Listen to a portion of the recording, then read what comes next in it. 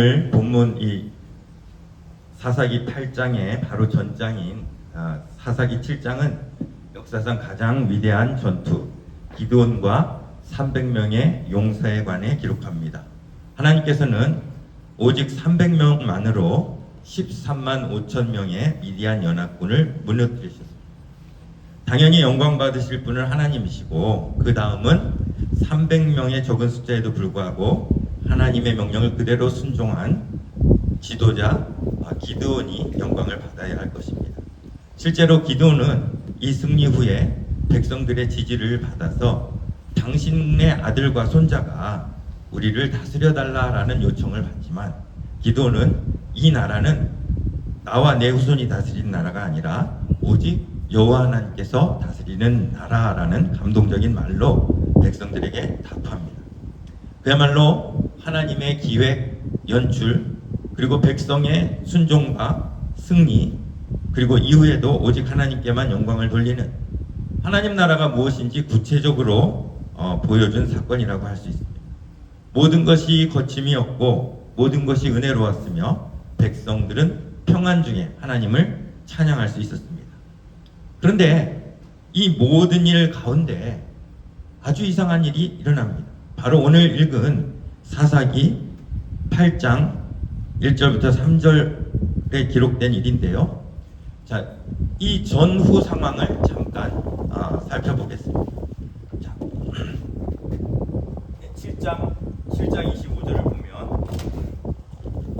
7장 25절을 보면 또 미디안의 두 방백 오렙과 스앱을 잡아 오렙은 오렙 바위에서 죽이고 스앱은 스앱 포대줄에서 죽이고 미디안을 추격하였고 오렙과 스앱의 머리를 요단강 건너편으로 편에서 기드온에게 가져왔더라. 자, 7장에서 기드온의 군대는 미디안의 두 방백 오렙과 스앱을 죽입니다. 하지만 전쟁이 아직 끝난 건 아니었죠. 왜냐하면 방백들은 죽었지만 아직 두 왕이 살아있었기 때문입니다. 그래서 8장 5절에 보면 나는 미디안의 왕들인 세바와 살문나를 추격하고 있노라 라고 기드온이 이렇게 이야기를 합니다. 그래서 방백 2명은 죽였지만 왕 2명을 잡아야 하는 그런 상황입니다.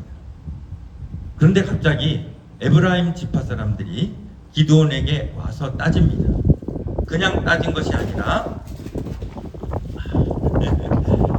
그냥 신경 안 쓰겠습니다. 그냥 따진 것이 아니라 크게 다퉜습니다. 자, 그런데 그들이 따진 이유가 뭡니까? 에브라임 사람들이 기드온에게 이르되 자, 네가 미디안과 싸우러 갈 때에 우리를 부르지 아니하였으니 우리를 이같이 대접함은 어찌 됨이냐 하고 크게 다퉜다는 것이죠. 자기들도 이 전쟁에 공을 세울 수 있었는데 왜 기회를 주지 않았느냐라는 것이죠. 여러분이 기드온이라면 어떤 마음이 드셨겠습니까? 제가 기드온이었다면 너무 어이가 없었을 것 같아요. 전국적으로 군사를 모집할 때 에브라임이 모르고 있지 않았을 것입니다. 그런데 이제 와서 승리가 눈앞에 보이자 왜 우리를 안 불렀어? 우리도 이 전쟁에서 공을 세울 수 있었는데 하면서 전쟁의 공을 가로채려고 하는 것입니다. 물론 하나님께서 군사의 수를 300명으로 줄였기 때문에 그들이 참여하고 싶어도 참여할 수 없는 상황까지 감안하면 그들의 태도는 뭔가 이상해도 한참 이상한 것입니다. 우리는 살면서 종종 이 에브라임 같은 사람을 만납니다. 화장실 들어갈 때 하고 나올 때 마음이 달라지는 것처럼 이 앞과 뒤가 다른 사람, 남의 공을 가로채서 자기의 공처럼 만드는 그러한 사람, 상대하면 할수록 나에게 해가 되는 그런 종류의 사람이죠. 더구나 지금 이 시점이 어떤 시점입니까? 기드온에게는 아직 격퇴해야 할 두 왕과 그들의 군사가 있습니다. 이 사람들과 이 일에 대해서 시시비비를 가릴 여유가 없는 상황이에요. 시간 낭비일 뿐 아니라 자칫하면 적을 눈앞에서 놓칠 수도 있는 그러한 상황이기 때문입니다. 저 같으면 어이가 없을 뿐만 아니라 많이 화가 났을 것 같아요. 더구나 기드온은 모든 군사의 전적인 신뢰를 받는 그런 상황이에요. 그래서 에브라임이 뭐라 하든 지도자로서의 입지는 확고한 그런 상황이에요.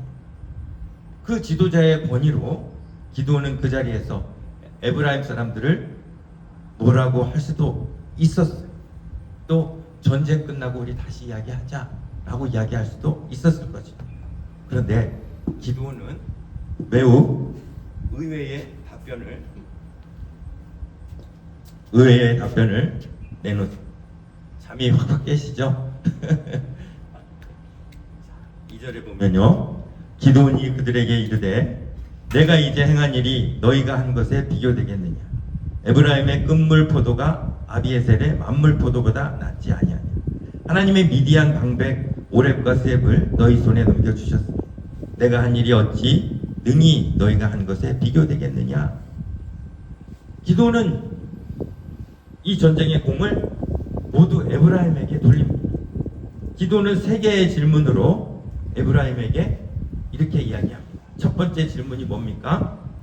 내가 이제 행한 일이 300명으로 미디안을 물리친 일이 너희가 한 것에 비교되겠느냐. 자, 그러면서 에브라임의 끝물포도는 뭐예요? 좋은 수확물입니까? 나쁜 수확물입니까? 나쁜 수확물이죠. 그런데 에브라임의 끝물포도가, 자, 그 다음에 아비에셀의 만물포도보다 낫지 아니야. 자, 만물포도는 뭡니까? 가장 좋은 거예요. 그런데 에브라임에서 가장 나쁜 것과 아비에셀의 가장 좋은 것을 비교해도 우리 아비에셀은 에브라임 너희한테 게임이 안 돼. 너희가 이건 모든 일을 잘 한 거야. 우리는 비교가 안 돼. 자, 이렇게 이야기하는 것이죠. 그러면서 이게 두 번째 질문이고요. 그 다음에 세 번째 질문은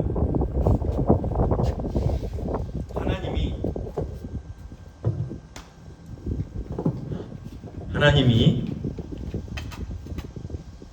미디안의 방백 오렙과 스앱을 너희 손에 넘겨주셨으니 내가 한 일이 어찌 능히 너희가 한 것에 비교되겠느냐. 미디안 방백 2명을 하나님께서 에브라임의 손에 넘겨주셨다는 겁니다. 왜냐하면 실제로 이 방백을 죽인 사람이 에브라임 자손이었기 때문이에요. 자, 우리가 기드온 전투에서 오해하는 부분이 있는데요. 우리는 300명이 미디안의 모든 군사를 다 죽인 것으로 알지만 실제로는 그렇지 않아요. 자, 7장을 한번 보면요. 7장 22절을 보면 300명이 나팔을 불 때 여호와께서 그 온 진영에서 친구끼리 칼로 치게 하심으로 적군이 도망하여. 자, 가장 미디안 군사를 가장 먼저 죽인 사람은 누굽니까? 자기들이에요. 친구끼리 서로 쳐서 죽게 합니다. 그 후에 그들이 어떻게 합니까? 도망합니다. 도망해서 여기저기 이렇게 경계에 이르게 되지요. 자, 그런데 모여있을 때는 300명이 치는 것이 어떻게 가능하지만 일단 도망하면 300명의 숫자로 그들을 추격해서 따라잡는 것이 불가능해요. 그래서 기드온은 가까운 데 있는 지파들에게 도움을 요청합니다. 그래서 23절을 보면 한번 같이 읽어볼까요? 시작. 이스라엘 사람들은 납달리와 아셀과 온 므낫세에서부터 부름을 받고 미디안을 추격하였다. 납달리와 아셀과 그리고 요단 이쪽 저쪽 반으로 나뉘어 있던 므낫세 지파에서 나와서 미디안을 추격합니다. 기드온이 므낫세 출신이기 때문에 아마 므낫세가 적극적으로 도운 것 같습니다. 처음에는 300명이 하나님의 명령을 받아서 미디안 군대를 1차 타격했지만 그 다음에는 자기들끼리 쳐 죽이고 그 다음에 도망할 때는 납달리와 아셀과 므낫세 지파 사람들이 와서 기드온을 도와 도망자들을 무찌른 것입니다. 자, 그리고 나서 24절에 기드온은 특별히 에브라임 사람들을 강조합니다. 자, 24절 한번 읽어볼까요? 시작. 기드온이 사자들을 쳐서 에브라임 온 산지로 두루 다니게 하여 이르기를 내려와서 미디안을 치고 그들을 앞질러 벳바라와 요단강에 이르는 수로를 점령하라 하매 이에 에브라임 사람들이 다 모여 벳바라와 요단강에 이르는 수로를 점령했다. 예? 그들은 기드온의 명령대로 다 모여서 수로를 점령하고 미디안의 테러를 봉쇄합니다. 그리고 나서 25절을 보면요. 25절을 보면 또 미디안의 방백 오렙과 수앱을 사로잡아. 이거 누가 한 겁니까? 에브라임 사람이 한 거예요. 그러니까 이 정도면 스스로 말하지 않아도 모든 사람은 에브라임의 공이 매우 크다는 것을 알았을 것입니다. 그런데 그들은 기드온에게 왜 처음부터 부르지 않고 왜 위급한 상황에서 우리를 불렀느냐, 우리가 없었으면 너 어떡할 뻔했냐, 이 두 방백을 잡아 죽일 수 있었겠느냐, 이런 의도로 지금 기드온과 다투는 것입니다. 자, 이런 그들의 마음을 파악한 기드온은 아까도 말씀드렸듯이 이 세 가지 질문, 내가 행한 일은 너희가 한 것에 비교가 안 돼, 나의 만물 보도는 너의 꿈을 보도보다 못하다, 그리고 하나님이 이미 너희에게 이 두 방백을 넘겨주지 않았네. 에브라임 사람들이 가장 듣고 싶어하는 이야기를 지금 많은 사람 앞에서 하는 겁니다. 그러면서도 너희가 죽였다가 아니라 하나님이 넘겨주셨다라면서 하나님을 높이고 있는 것이죠. 자, 그 기드온의 대답에 이 에브라임 사람들은 어떤 반응을 보입니까? 한번 같이 읽을까요? 시작. 기드온이 이 말을 하매 그때에 그들의 노여움이 풀려. 그러니까 지금 이 사람들이 노여움이 풀렸다는 건 뭐예요? 기드온에게 이 이야기를 듣고 싶어서 지금 시시비비지 풀기를 따졌다는 겁니다. 그들의 마음이 처음부터 무엇이었는지를 확인해주는 말씀이에요. 자기가 높아지고 자기가 공을 세우려는 이런 모습은 공동체를 병들게 하는 모습입니다. 이런 사람이 많으면 많을수록 그 사회는 바로 설 수가 없지요. 자, 제가 지도자라면 이제 이 나라를 위해서라도, 그리고 다음에 이런 일이 일어나지 않게 하기 위해서라도 그 자리에서 그들의 잘못을 지적하고 다시는 그러지 못하도록 바로 잡았을 것 같아요. 그런데 기드온은 그들의 마음을 이해하고 그들이 원하는 대답을 해줌으로써 문제를 해결했다는 것이죠. 자, 여러분들 기드온의 사람됨이 보이십니까? 어느 사회든 이런 사람이 없을 수는 없습니다. 그렇다면 우리는 이런 사람을 만났을 때 그들을 어떻게 대우해야 할지 오늘 이 기드온의 모습에서 배울 수 있는 것입니다. 여기서 우리는 먼 옛날 야곱이 그의 두 손자 요셉의 두 아들 므낫세와 에브라임에게 손을 어긋맞겨 축복하던 장면을 떠올리게 됩니다. 아버지 요셉은 당연히 장자 므낫세가 오른손으로 축복받기를 원했지만 할아버지 야곱은 오른손을 찾아 에브라임에게 얹지요. 그리고 훗날 이 사사기에 나타나는 이 두 지파의 모습은 이 어긋맞겨 축복하는 그 장면을 떠올리게 만드는 것이죠. 자, 므낫세의 이름이 뭡니까? 제가 이거 설교도 했는데 혹시 기억하세요? 므낫세 이름이 뭐죠? 잊어버림이라는 뜻이. 그래서 형들의 미움과 배신, 그리고 애굽에서의 고생과 누명을 모든 것을 잊어버린다는 의미로 아들을 낳자마자 이름을 므낫세라고 이렇게 지은 거예요. 그리고 요셉은 므낫세가 커가는 것을 볼 때마다 잊어버리겠다라는 그런 자신의 결단을 확인하고 또 확인했을 것입니다.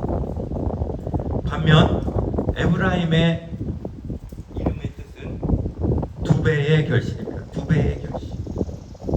에브라임은 12지파 중에서 위치적으로 가장 중요한 곳에 있었고, 또 지도자 여호수아가 에브라임 출신이면서, 또 법궤도 다윗이 예루살렘으로 옮겨오기 전까지 에브라임 산지에 보관하고 있었다. 그래서 이스라엘에서 굉장히 중요한 그런 지파로 대우를 받고 있었어요. 반면에 이 기드온이 속한 므낫세 지파의 아비에셀 자손은 가장 약한 그런 집안이었다는 것이죠. 그래서 기드온이 이렇게 고백해요. 그러나 기드온이 그에게 대답하되 나의 집은 므낫세 중에 극히 약하고 나는 내 아버지 집에서 가장 작은 자니이다. 그래서 이 사사기를 그냥 인물 대 인물이 아니라 그 옛날 야곱이 손자 므낫세와 에브라임을 손을 어긋맞겨 축복하던 그 장면을 떠올리면서 읽다 보면 그 후손들이 므낫세 지파와 에브라임 지파가 어떻게 살고 있는지 그 삶이 대조적으로 비교가 되는 것입니다. 할아버지 야곱의 오른손 축복을 받았기 때문인지 에브라임은 형지파인 므낫세에 대해 우월한 감정을 지니고 있었던 것 같아. 그러던 차에 므낫세 중에서도 가장 연약한 기드온이 전쟁에 공을 세웁니다. 에브라임의 마음이 심기가 편했을까요? 아니, 우리가 더 나은 집안인데, 우리가 더 높임을 받아야 하는데, 이런 마음이 생겼을 것입니다. 그 마음을 너무도 잘 아는 기드온은 그들의 바램대로 그들을 높여주면서 이 다툼은 끝을 맺습니다. 그렇다고 없는 공을 일부러 만들어서 세워준 것은 아니죠. 있는 것을 그대로 인정해 준 것입니다. 우리도 교회 안에서 상대를 높인다고 거짓 칭찬을 할 수도 있습니다만, 있는 공을 그대로 인정해 주는 것, 이것이 기드온의 모습이라는 것이죠. 자, 그러면 이제 마지막으로 이 전쟁의, 이 싸움의, 이 경쟁의 승자는 누굽니까? 에브라임입니까? 므낫세입니까? 세상은 에브라임이 이겼다고 생각합니다. 왜냐하면 그는 원하는 말을 다 들었고 체면도 세웠기 때문입니다. 그런데 하나님 나라는 그게 아니라는 것이죠. 예수님이 이렇게 말씀하셨습니다. 우리 같이 읽겠습니다. 시작. 너희 중에 그렇지 아니하여 하나니 너희 중에 누구든지 크고자 하는 자는 너희를 섬기는 자가 되고 너희 중에 누구든지 으뜸이 되고자 하는 자는 너희의 종이 되어야 하리라. 자, 이 말씀을 그대로 대입하면 에브라임과 므낫세 중에, 에브라임과 기드온 중에 누가 승자입니까? 기드온이 승자라는 것이죠. 사람은 자기의 공을 기억합니다. 내가 이렇게 했는데, 내가 그때 이렇게 했는데 기억합니다.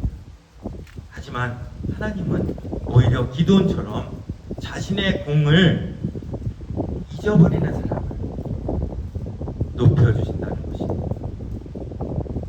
교회에도 보면 이렇게 좀 그런 게 있잖아요. 내가 이렇게 공을 세웠는데, 내가 교회에서 이렇게 일을 했는데, 이렇게. 그런데 그것이 아니라 내가 그랬을지라도 나를 낮추고 다른 사람을 높여주는 사람, 그 사람을 하나님이 더 높여주신다는 사실을 우리가 배울 수 있는 것입니다. 에브라임은 두 배의 결실이라는 이름처럼 결실을 원했습니다. 열매를 원했습니다. 그런데 하나님은 말씀하십니다. 결실보다, 은혜보다 더 큰 은혜는 바로 므낫세다. 잊어버리는 것이다. 기드온이라고 왜 자기의 공을 내세우고 싶지 않았겠습니까? 300명만 가지고 적진으를 향해 들어갈 때 그 두려움을 한번 상상해 보십시오. 얼마나 두려웠을까요? 그렇게 따낸 승리인데 그걸 가로채려는 에브라임이 왜 믿지 않았습니까?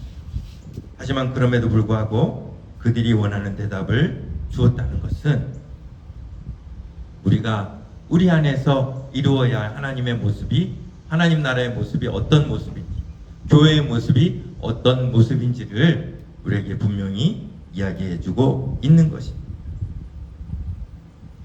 므낫세는 고난을 잊어버린 사람이었습니다. 그런데 그의 후손 기드온은 한 걸음 더 나아갑니다. 그래서 자기의 공까지도 잊어버립니다.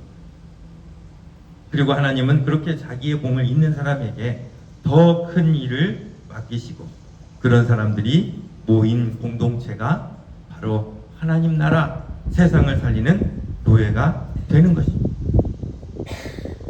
얼마 전 이 참교육이라는 드라마가 한참 인기가 있었는데 혹시 보신 분 계세요? 우리 성도들은 드라마 잘 안 보이시죠? 보신 분 계신가요? 예, 저는 그냥 막 단숨에 봤는데요. 굉장히 인기가 있었습니다. 그 내용이 뭡니까? 에브라임 같은 사람, 자기만 위하고 자기의 본세로 갑질을 하고 타인에게 피해를 입히는 사람에게 그대로 갚아준다는 내용의 드라마입니다. 그래서 그 인기의 비결은 그런 사람들이 어떤 도움을 받는 것을 보면서 모든 사람들이 막 거기서 막 희열을 느끼는 거예요. 근데 그래서 저는 이게 한국 사람들만 그런 줄 알았더니 전 세계적으로 온 세계에서 최고의 인기 드라마가 되었다는 것이죠. 무슨 뜻입니까? 만약 기드온이 그 자리에서 에브라임을 참 교육을 하려고 했다면 얼마나 시끄러워졌을까요? 그런데 하나님은 참 교육을 하는 사람보다는 어쩌면 기드온처럼 자기의 공을 철저하게 내려놓고 오히려 에브라임 같은 사람까지도 높이는 사람을 지금도 찾고 계신다는 것이죠. 온 세상은 에브라임 같은 사람들은 어떻게든 참교육을 시켜야 돼 라고 하는 것이 정답이 된 그러한 사회지만, 하나님 나라는 기드온 같은 사람을 여전히 찾고 있다는 사실을 우리가 기억하면서 우리 길교회에 속한 모든 성도에게 남은 높이고 인정해주고 나의 공은 기꺼이 내려놓고 잊어버리는 그러한 기드온의 믿음을 허락해 주시기를 간절히 소원합니다. 기도하겠습니다.